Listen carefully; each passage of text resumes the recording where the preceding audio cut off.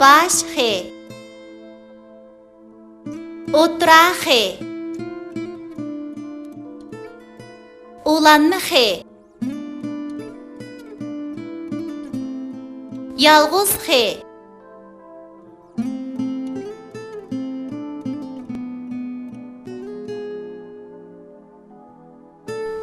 Buğamın xarcınıdan xarlı çıktı, xarızın yançıqığı asta tıqdı.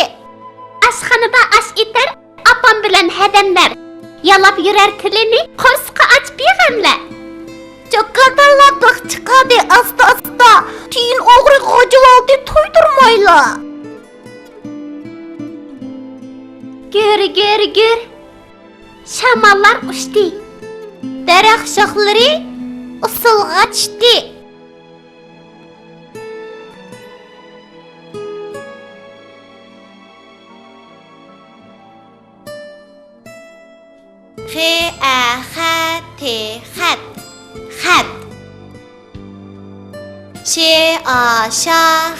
Xat. Şax. Nahqa şanı qoysak naxşa buludu. Nax. Şa. Naxşa. Xiga mirni qoysak ximir buludu. Mir. Ximir. Xuşqa xuyni qoysak xushxuy buludu. Xush. Xushxuy.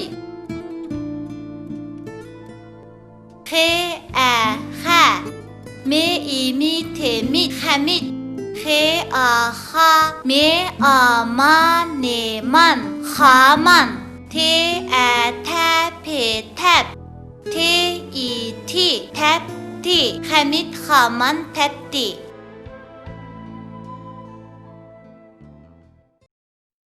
Önkürdeki Eyiqcaq. Eyiqcaq ailesidagilar bilan birga bir tog' önkürde yaşaydı ekan. Bir kuni Eyiqcaqning dadasi Eyiqcaqqa: "Endi sen mi çoğup qaldың? Bu yil maktabga beraman. Ügüniş qiladigan ayrim hujran bo'lmasa bo'lmas. Şunu biz ormanlıqdan daraxt kesip gelip, kengri öy yasab, şu öyde turaylı." debdi. Bahar kelganda ular o'rmonliqqa beribdi. Bu chaqda daraxtlar biqsirib chechaklangan ekan. Buni ko'rib, Eyiqcaqning daraxtlarni kesishga ko'zi qiymabdi.